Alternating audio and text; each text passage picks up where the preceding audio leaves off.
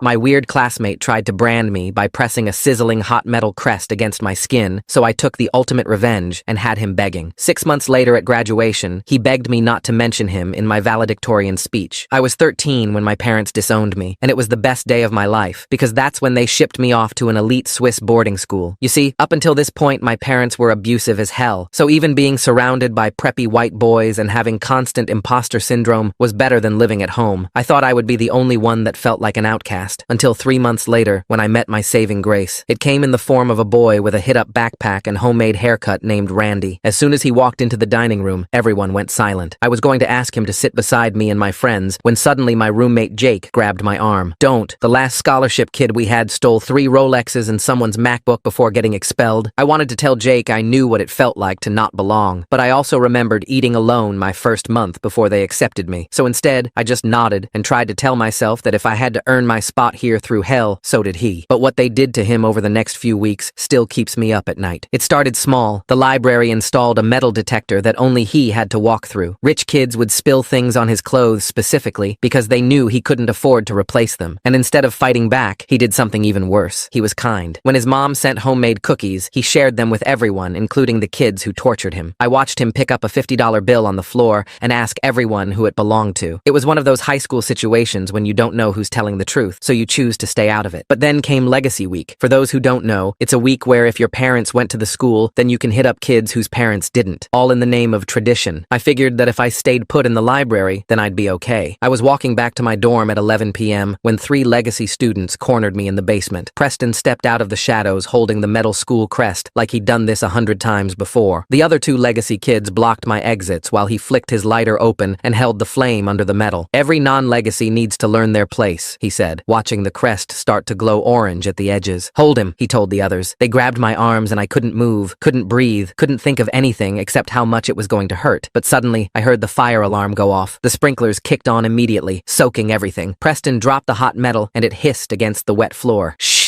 We gotta go, one of them said. They released my arms and bolted for the exit. Through the water pouring down, I saw Randy standing by the alarm pull station, his hand still on the lever. He helped me up, and we made our way out as security guards rushed past us toward the basement. The next morning, we were called to the headmaster's office. I walked in with my head held high, thinking that Preston would finally get what he deserved, but the headmaster didn't even look at me. He just stared straight at Randy. Do you have any idea how much damage you've caused? He asked, his tone cold and assertive. The basement is flooded. Thousands of dollars in water damage. They were trying to. This is what happens when we let people like you in. The headmaster interrupted him. You can take the kid out of the gutter, but you can't take the gutter out of the kid. One more incident and you're out. Randy's shoulders dropped as he nodded. We were dismissed. But apparently, Preston is the gift that keeps on giving. Because when we left, there he was, waiting outside the room with his little paw patrol. He whispered something to Randy that made him go rigid, then walked away, laughing. Randy wouldn't tell me what he said, just hurried off alone. I tried to visit him, but he stayed in his room all day with the door locked. I was eating breakfast when everyone started running out to the hallway. I followed them, thinking there was a school shooting or something, but the crowd led to Randy's room. Inside, the campus security were turning it upside down. Randy stood in the corner with an extremely stoic expression on his face. Found the devil's lettuce in his desk drawer, the campus guard announced. By noon, Randy was expelled. No investigation, no questions, just complete exile. I found Randy that evening behind the dorms, shoving his few belongings into a garbage bag. He was crying, actually sobbing. This kid who stayed kind through everything they did to him was finally shattered. I didn't say anything, just sat there while he cried. After a few minutes, he looked at me with red eyes. You're the only one who ever tried to be decent to me here, he said, wiping his face. You deserve to know why this matters so much. He pulled out a crumpled photo from his wallet. A man in surgical scrubs standing in front of a hospital. My little sister has leukemia. In Syria, my dad could have helped her, but here, we can barely afford her chemo. I was supposed to save her. He stood up, slinging the garbage bag over his shoulder. Preston knew all this. That's what he whispered, that my sister would die before I could ever help her. Rage boiled my blood. I spent almost a year wishing someone would hit Preston into shape, but I never knew that that someone was going to be me. I watched Randy's taxi disappear into the Swiss mountain fog, then pulled out my phone with shaking hands. My thumbs moved across the screen, typing a message to Preston. You destroyed an innocent person. This isn't over. Within seconds, a laughing emoji popped up as his reply, then another, then 5 more in a row. The next morning in the dining hall, Preston held court at his usual table, surrounded by his lacrosse teammates and various legacy students. I positioned positioned myself at a nearby table, pretending to read while secretly recording on my phone. Preston's voice carried across the room as he gestured dramatically, describing how some people just couldn't handle elite education. He never mentioned Randy by name, but his cruel jokes about charity cases and people who don't belong made his meaning clear. Every veiled threat, every mocking laugh, I captured it all. Jake found me in our room later that afternoon, pacing back and forth while reviewing the recordings. He closed the door behind him and leaned against it, his face serious. "You need to drop this," he warned, glancing nervously at my phone. "Preston's dad owns half of Switzerland. Banking, real estate, you name it. You can't win against that kind of money." I ignored his warning and spent that night in the computer lab, compiling everything I had. The recordings, timestamps, witness accounts I'd been gathering. I emailed it all to the school board and Randy's family, hitting send with a sense of satisfaction. The auto reply crushed that feeling immediately. "All complaints must be submitted through proper administrative channels. Please contact your house advisor for assistance." Morning assembly brought another blow. I tried logging into my email to check for responses, but the screen flashed red. "Account suspended for inappropriate use of school resources." My stomach dropped as I realized the IT department had already moved against me. Preston cornered me in an empty classroom after assembly, Marcus flanking him like a bodyguard. He held up his phone, showing crystal clear security footage of me entering the computer lab the previous night. "Funny thing about having your name on buildings," he said, his smile cold. "People are very helpful when you ask for favors." Back in my room, I discovered the worst part. All my saved recordings had vanished from my cloud storage. Every single file deleted. Marcus later admitted, almost proudly, that he'd convinced building security to let him into the computer lab after I'd left. Just doing some late-night studying, he'd told them, and they'd handed over the access card without question. The library became my refuge over the next few days, the one place Preston's influence seemed weaker. That's where Sarah found me, sliding into the seat across from mine. She was a year older, daughter of some ambassador, with a reputation for asking uncomfortable questions in student government meetings. She leaned forward and whispered that she'd noticed my email suspension on the public system logs. "I know what Preston's doing," she said quietly, "and I want to help." Preston's retaliation escalated quickly. During lunch, his girlfriend Astrid walked past my table carrying a full cup of coffee. She stumbled at just the right moment, sending the entire contents cascading over my laptop bag. The coffee soaked through immediately, and I could hear the fizzing sound of electronics dying. Astrid's apology was as fake as her concern, delivered with a smirk that matched Preston's. That evening, I found a note slipped under my dorm room door. The handwriting was neat, controlled. "Drop this, or you'll end up like Randy. We know about your psych records from before enrollment." My blood ran cold. Those records were supposed to be confidential, documenting the therapy I'd needed after my parents' abuse. Somehow, Preston had accessed them. Sarah proved her worth the next day. She slipped me a USB drive during passing period, her expression carefully neutral. Later, alone in my room, I discovered what she'd been collecting. Her own recordings of Preston's bullying, screenshots of suspicious messages between Preston and Marcus, even some photos of Preston near Randy's room the night before the discovery. She'd been building her own case for weeks. The pressure intensified when I received an official email stating my work-study position was under review due to recent campus disruptions. Without that job, I couldn't afford the incidental fees the school loved to charge. It was another calculated move to force me out. Jake's sudden request for a room change shouldn't have surprised me, but it still stung. He sat on his bed, not meeting my eyes, as he explained. Preston's father had called his parents directly, mentioning how unfortunate it would be if their Swiss residency permits encountered any complications during renewal. Jake's family had a small restaurant in Zurich. They couldn't risk their entire livelihood. Alone in what was now my single room, I started researching. The school newspaper archives were digital, and buried in last year's issues I found what I was looking for. Another scholarship student had withdrawn after a conflict with Preston. The pattern was right there in black and white, hidden in plain sight. Preston's next move was particularly cruel. He started dating Emma, my study partner for calculus. She was the only one who understood the advanced material well enough to help me prepare for finals. Suddenly, she was too busy with Preston to meet for study sessions, always apologizing with obviously rehearsed excuses. Even the cafeteria staff seemed to turn against me. My special dietary meals, ordered due to severe allergies, started mysteriously disappearing. The workers would shrug apologetically, claiming they must have forgotten to set one aside. The nearest restaurant that could accommodate my allergies was a 20-minute walk into town, expensive and time-consuming. I tried one more official channel, scheduling a meeting with Dr. Hoffman, the school counselor. She listened to my concerns with a patronizing smile, occasionally making notes that looked more like doodles. When I finished, she leaned back and suggested I might be experiencing adjustment difficulties and paranoid ideation. It wasn't until later that I learned she was dating Preston's uncle. A breakthrough came from an unexpected source. During a mandatory study group for European history, I ended up partnered with Preston's roommate, Daniel. He seemed nervous around me at first, but gradually relaxed as we worked through the material. When he invited me to their room to borrow a textbook, I couldn't resist the opportunity. Randy. Preston's side of the room was meticulously organized, everything in its place. While Daniel searched for the textbook, I noticed a leather journal on Preston's desk. My heart pounded as I quickly flipped through it. The pages were filled with names, dates, and notes. Randy, Syrian, sick sister, scholarship dependent. Previous target, Alex Chen, withdrawn, March 2023. He was tracking problem students, documenting their vulnerabilities like a predator studying prey. Astrid must have noticed me spending time with Daniel because she started appearing wherever I went, asking pointed questions about our friendship. Her suspicion was obvious, and I knew she'd report back to Preston about any unusual behavior. The journal had revealed Preston's pattern clearly. Isolate the target, apply pressure through multiple channels, then eliminate them from the school. It was systematic, calculated, and had worked at least twice before. Understanding his methodology didn't make it easier to counter, though. Marcus approached me privately one afternoon near the athletic fields. He looked around nervously before speaking, his usual confidence replaced by visible guilt. He admitted he felt bad about Randy, but was terrified of losing his own scholarship. His family had sacrificed everything to send him here. I saw an opportunity and carefully showed him some of the evidence from Preston's journal, explaining how the targeting system worked. Marcus's face paled as he recognized his own name on one of the lists, marked as Potential Liability Monitor. Preston must have noticed Marcus's changing loyalty because he soon gave him a test. Marcus confided that Preston had asked him to monitor my communications, to report on who I was talking to and what I was planning. The fact that Marcus was telling me this meant something had shifted. The shift became public when Sarah stood up during a student council meeting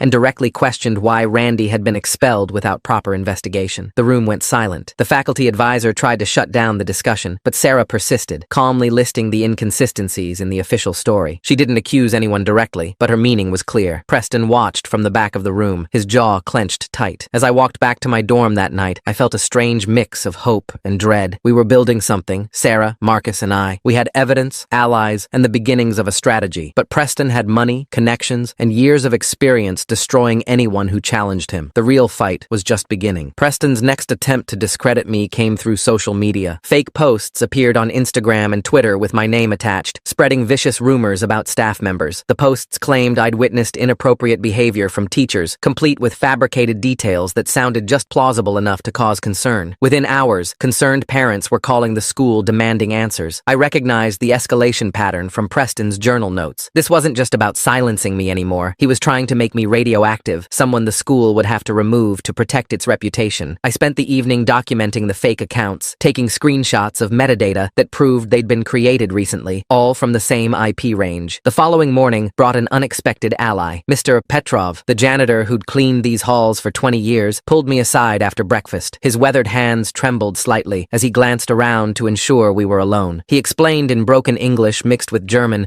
that he'd seen Preston near Randy's room the night before the substances were discovered. He'd been fixing a light fixture in the hallway and watched Preston slip inside with something in his hand. The timing matched perfectly with when Randy had been at a mandatory study session. Emma found me in the library that afternoon, her face flushed with anger. She'd discovered Preston's journal during one of their study dates, specifically the pages about her. He'd written detailed notes about her academic strengths, her family's financial situation, and how dating her would isolate me from calculus help. She'd confronted him, and his casual admission that she was just a tool had shattered any feelings she might have had. Now, she wanted to help us. I worked with Mr. Petrov to create a written account of what he'd witnessed. We made multiple copies, storing them in different locations around campus. Sarah suggested keeping one with her parents at the embassy, another with a sympathetic teacher, and a third in a safety deposit box in town. We were learning to protect our evidence better. Campus security proved useless when I tried to file a formal report. They explained that without physical evidence, they couldn't investigate retroactively. The planted substances were long gone, destroyed according to school policy. The security chief, a man who'd worked at the school for 15 years, seemed genuinely sympathetic, but explained his hands were tied by protocol. Our alliance solidified during a late-night meeting in Sarah's single room. Marcus had fully committed after realizing he was on Preston's list of potential problems. Emma brought her own recordings of conversations with Preston, where he'd casually discussed his cleaning house philosophy. We weren't just individuals anymore. We were a coordinated resistance. Research into the previous year's incident revealed disturbing parallels. The scholarship student who'd transferred, a boy from Vietnam, had experienced the same pattern: isolation, false accusations, sudden departure. His social media had gone dark afterward, but Emma managed to find an old Instagram post where he'd cryptically mentioned, "When power protects power, truth becomes irrelevant." That post went viral within our small community when Sarah reshared it. Other students began coming forward with their own Preston stories. Nothing as dramatic as false substance charges, but a pattern of casual cruelty, destroyed assignments, spread rumors, orchestrated illustrated social exclusions. The scope was broader than we'd imagined. I fought the urge to immediately publicize everything we'd gathered. Sarah counseled patience, explaining that we needed an airtight case. One premature move could give Preston's father time to mobilize his resources and bury us. We needed to be strategic, methodical, and absolutely certain. Preston's father's sudden campus visit raised red flags. Officially, it was for a routine donation meeting, but the timing was too convenient. He toured the campus with the headmaster, his presence a clear reminder of the family's financial influence. Several board members joined them for lunch, and Preston made sure to be visible at his father's side, the perfect son. Marcus took a significant risk by recording Preston during a lacrosse team meeting. Preston, feeling safe among his teammates, bragged about maintaining the school's standards and keeping out those who didn't belong. His casual racism and classism were on full display as he explained how certain people just weren't meant for elite education. Several teammates looked uncomfortable, but none challenged him. Astrid's defection came as a shock to everyone, including Preston. She'd found her own name in his journal, complete with notes about her family's connections and how to leverage them. The realization that she'd been manipulated from the start of their relationship hit hard. She brought us Preston's backup files, which he'd foolishly given her access to when he needed help organizing his college applications. Preston's attempt to buy my silence was almost insulting in its transparency. He approached me after dinner,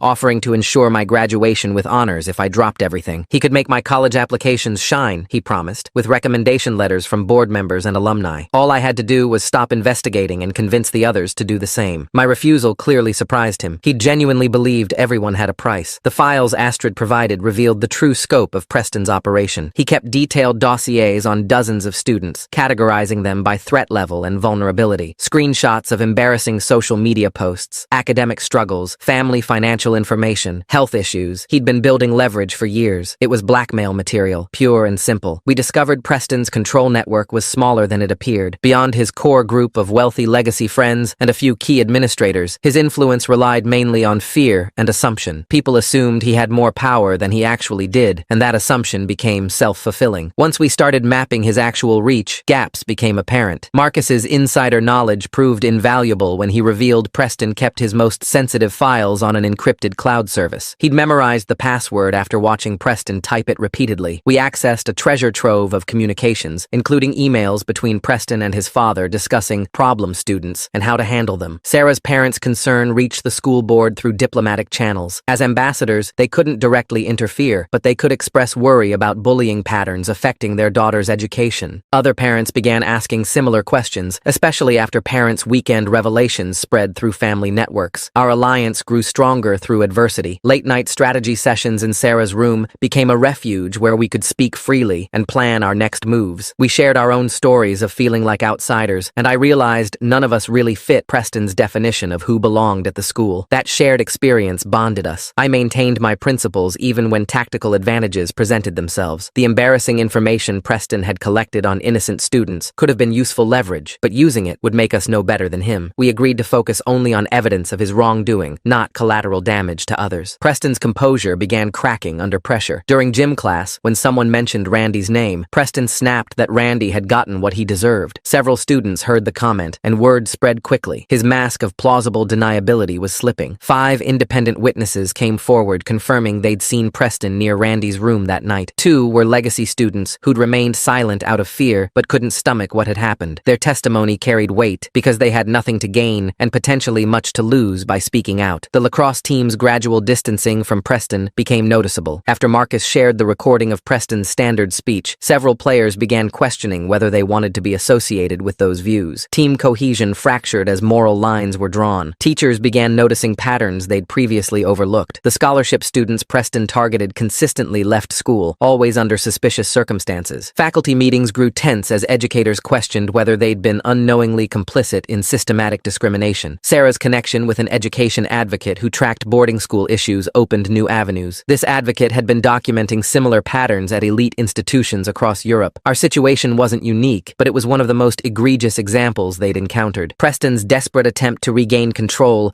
led to revealing conversations. Cornered in the dining hall by questions about Randy, he declared that his father expected him to protect their traditions. The admission that this was about more than personal power, that it was systematic and generational, chilled everyone who heard it. Sympathetic teachers began their own documentation of Preston's behavioral patterns. They couldn't officially act without administrative support, but they could create records that might prove useful later. The French teacher, who'd taught both Randy and the previous expelled student, student, seemed particularly determined to help. Preston's options narrowed as more students refused to participate in his schemes. His usual tactics of intimidation and bribery failed when people realized they weren't alone in opposing him. The collective resistance made individual targeting harder. Mr. Petrov's revelation about the staff holiday fund exposed another layer of corruption. Preston's family donated generously each year, with implicit expectations of loyalty and silence. Staff members who'd benefited felt compromised, caught between gratitude and growing unease about what they'd overlooked. I chose to show kindness, where Preston showed cruelty. When his younger brother struggled with advanced mathematics, I offered tutoring despite our conflict. The boy was nothing like Preston, shy, studious, and clearly uncomfortable with his family's methods. Through him, I glimpsed the pressure Preston faced to maintain family traditions. Staff members from across campus shared stories during informal gatherings. The maintenance crew, cafeteria workers, and grounds staff had all experienced Preston's casual dismissiveness and occasional cruelty. These stories, while individually minor, painted a picture of someone who saw service staff as beneath consideration. Preston's attempt to turn Emma against me backfired spectacularly. She revealed she'd been recording their conversations for weeks, ever since discovering his journal. His manipulative tactics, casual admissions, and derogatory comments about other students were all preserved. Her technical skills in editing and organizing the recordings proved invaluable. The headmaster's secretary witnessed a crucial interaction between Preston's father and her boss. The father's threats about reconsidering family donations if the situation wasn't handled properly were barely veiled. She couldn't record the conversation, but documented it immediately afterward in detailed notes. Parents' Weekend became a turning point as multiple families learned about Preston's systematic targeting. Students who'd remained silent finally told their parents what had been happening. The revelation that their children had been living in fear of one student's power shocked many families who'd assumed the school provided a safe environment. Our alliance compiled everything into a comprehensive dossier. Testimonies, recordings, documentation, and evidence filled hundreds of pages. Sarah's organizational skills created a clear narrative that showed not isolated incidents, but systematic abuse of power. We made multiple copies, storing them securely. The board meeting scheduled for the following week would vote on new scholarship policies. Preston's father chaired the committee proposing stricter requirements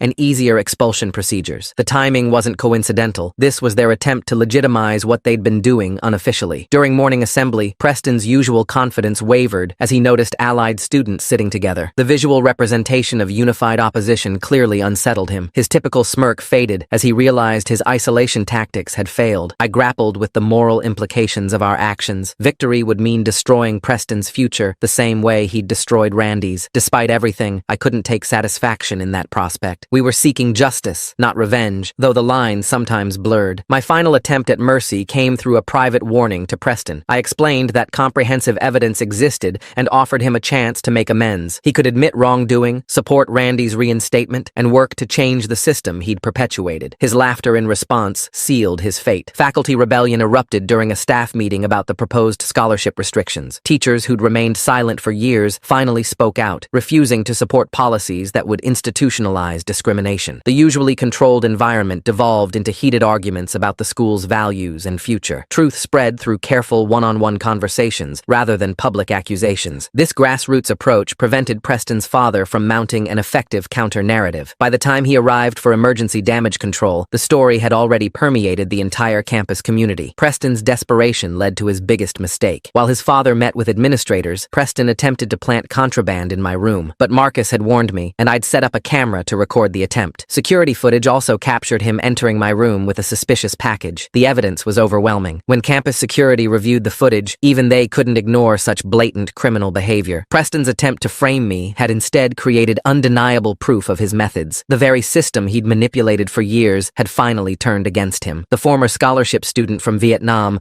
agreed to testify about his experience through a video call. His hands shook as he described the systematic harassment, the planted evidence, and the pressure that forced him to withdraw. Sarah's parents arranged the secure connection through embassy channels, ensuring Preston's family couldn't trace or intimidate him. During the emergency board meeting, Preston's father withdrew his donation threat after seeing the compiled evidence. Board members who'd previously deferred to his influence suddenly found their spines when confronted with documentation of criminal behavior. The atmosphere in the conference room shifted palpably as they realized their liability in enabling systematic discrimination. My original friend group gradually reunited around me as truth spread across campus. Students who distanced themselves out of fear began approaching with apologies and offers of support. The dining hall dynamics changed overnight as Preston's usual table emptied, leaving him isolated with with only his most loyal followers. Randy's host family in town offered to provide character testimony about his exemplary behavior while living with them. They'd been horrified to learn about the false substance charges and wanted to help clear his name. Their willingness to stand up against the school's most powerful family inspired other community members to speak out. The Alliance presented our evidence compilation to the parent committee during their emergency session. Sarah's organizational skills shone as she walked them through the systematic targeting, the planted evidence, and the institutional corruption that enabled it. Parents who'd assumed their children were safe at this elite institution left the meeting demanding immediate action. Preston's mother arrived on campus after reviewing the evidence at the parent meeting. Her confrontation with her husband in the headmaster's office could be heard through the closed door. She demanded he stop protecting their son from consequences, threatening to expose everything publicly if the family continued obstructing justice. The documentation proved a clear pattern of targeting scholarship students over 3 years. Each case followed the same methodology: isolation, pressure through multiple channels, false accusations, and forced withdrawal. The board couldn't ignore such systematic discrimination when presented with comprehensive evidence. Emergency votes during the board meeting resulted in unanimous decisions to review all scholarship student departures from the past 3 years. The liability concerns alone forced action, as parents threatened to withdraw their children and pursue legal remedies if the school didn't address the systematic abuse. Preston's father made one last desperate attempt to salvage the situation. He threatened to use his connections to destroy my future, claiming he could ensure no university would accept me. His voice carried through the hallway as he ranted about ungrateful scholarship students who didn't understand their place. Several elite universities mysteriously lost my applications over the following days. Admissions offices claimed technical difficulties or missing documents, but the pattern was too consistent to be coincidental. Preston's father's influence reached farther than we'd anticipated, though not as far as he'd hoped. Alliance members received anonymous threats about their own secrets being exposed. Marcus found notes warning about his family's immigration status, while Sarah received messages about her parents' diplomatic assignments. The desperation behind these threats revealed how cornered Preston's family felt. Marcus wavered briefly under the pressure when his parents called, terrified about potential deportation. But after a long night of reflection, he stood firm, recognizing that giving in would only perpetuate the cycle of abuse. His courage inspired others who'd been similarly threatened. The education advocate Sarah's parents had connected us with prepared to release everything publicly if the board didn't act decisively. This threat of external exposure finally motivated the administration to move beyond damage control toward actual reform. Before we could execute that plan, Preston made his critical error. He attempted to intimidate Sarah's diplomat parents directly, not realizing the diplomatic immunity and international implications of threatening embassy staff. This overreach triggered mandatory reporting protocols that took the situation beyond the school's control. Sarah's parents' formal complaint through diplomatic channels triggered an automatic review of all recent expulsions. The Swiss Education Ministry couldn't ignore potential discrimination at an institution hosting international students. The investigation expanded beyond what Preston's father could influence or control. Preston denied everything during his board hearing, claiming we'd orchestrated an elaborate conspiracy against him. But faced with security footage, witness testimony, and his own journal documenting systematic targeting, his denials rang hollow. Even his father's lawyer advised accepting a negotiated resolution. The email review mandated by the diplomatic complaint revealed Preston's father's own communications about maintaining standards and protecting traditions. His messages to board members explicitly discussed keeping out students who didn't fit their vision of the school's culture. These communications proved institutional corruption beyond just Preston's actions. Astrid provided the final crucial evidence when she handed over Preston's journal to the board. His handwritten notes about targeting vulnerable students, complete with detailed plans for each victim, removed any possibility of claiming ignorance or misunderstanding. The board members' faces paled as they read his methodical documentation. The moment of choice arrived when the board offered options: pursue criminal charges with uncertain outcomes, or accept a comprehensive resolution that included Randy's reinstatement, clearing all affected students' records, and implementing systemic reforms. The decision weighed heavily on all of us. I demanded specific conditions for any agreement: Randy's full reinstatement with his scholarship restored, official apologies to all affected students, clearing of all disciplinary records, and structural changes to prevent future targeting. The board, eager to avoid criminal proceedings and publicity, agreed to every demand. Preston's family accepted the terms to avoid media exposure and broader investigation. Their lawyer negotiated quietly, recognizing that criminal charges for planting substances and systematic harassment would destroy Preston's future entirely. The agreement included Preston's immediate withdrawal and his family's commitment to funding expanded scholarship programs. Preston's last manipulation attempt came during the final meeting. He claimed I'd orchestrated everything out of jealousy, that I'd manipulated evidence evidence and turned people against him. But surrounded by witnesses to his behavior and faced with his own documented cruelty, his accusations fell flat. Even his core supporters abandoned him as the evidence became undeniable. Legacy students who'd participated in his schemes distanced themselves, suddenly claiming they'd always felt uncomfortable with his methods. The speed of their betrayal revealed how shallow their loyalty had been. Randy returned to campus 3 weeks later, his full scholarship restored and his record cleared. The school honored his original acceptance to Yale's pre-med program, and the admissions office confirmed his spot remained available. His quiet dignity during his return impressed everyone who'd witnessed his unjust expulsion. Preston withdrew from school without fanfare, his family's lawyers handling all arrangements. As part of the settlement, his family endowed a new scholarship fund specifically for Syrian refugees, though they insisted on anonymity. The irony wasn't lost on anyone who knew the full story. The headmaster announced his early retirement at the end of term, citing personal reasons. Several key administrators who'd enabled the systematic discrimination found themselves reassigned or encouraged to seek opportunities elsewhere. The old guard's departure opened space for genuine reform. New policies implemented comprehensive protections for scholarship students, anonymous reporting systems, mandatory investigation protocols, and oversight committees with student representation replaced the old system of deference to wealthy donors. The changes came too late for Randy's suffering, but would protect future students. The Alliance members found ourselves elected to various student leadership positions as our classmates recognized our role in exposing the corruption. I won the student body presidency on a reform platform, supported by a coalition of scholarship students, international students, and even some legacy students who wanted genuine change. 6 months later at graduation, Randy delivered the salutatorian address. He spoke eloquently about resilience, justice, and the power of standing together against systematic oppression. His acceptance to Yale Medical School had been confirmed, and his sister's treatment was progressing well thanks to an anonymous donation that we all knew came from Preston's mother, who'd been horrified by her son's cruelty. The Alliance members remained close throughout our remaining time at school and beyond. Sarah went on to study international law, inspired by her role in seeking justice. Marcus earned a full scholarship to MIT, his confidence restored after standing up to power. Emma pursued journalism, determined to expose systematic injustices. Mr. Petrov received recognition for his courage in speaking truth to power, and the staff felt empowered to report wrongdoing without fear of retaliation. The school transformed gradually, but genuinely. Merit began mattering more than money, and diversity became a strength rather than a target. The metal detector in the library was removed, and the toxic traditions like Legacy Week were abolished. We'd proven that sometimes the best revenge isn't destroying your enemies, but building a better future for those who come after. As I walked across the stage to receive my diploma, I thought about that scared 13-year-old who'd arrived here fleeing abuse, and the terrified boy who'd pulled a fire alarm to save me from Preston's cruelty. Randy and I had both found our place not by conforming to their standards, but by refusing to let injustice stand. The school that had tried to break us had instead forged us into people who could change it. Preston's family continued donating to the school, but their influence had clear limits now. The board had learned that protecting abusers carried too high a price, and that true excellence meant creating space for all talented students, regardless of their background. It wasn't a perfect ending. Preston faced no criminal charges, and the trauma he'd inflicted couldn't be erased. But we'd broken the cycle, exposed the system, and ensured that no future Preston could operate with such impunity. The most satisfying moment came in a quiet conversation with Randy after graduation. He thanked me for fighting for him when he couldn't fight for himself. I reminded him that he'd saved me first, that night in the basement. We'd both learned that standing up to power was possible when people refused to stand alone. That lesson, more than any diploma, was the education that mattered most.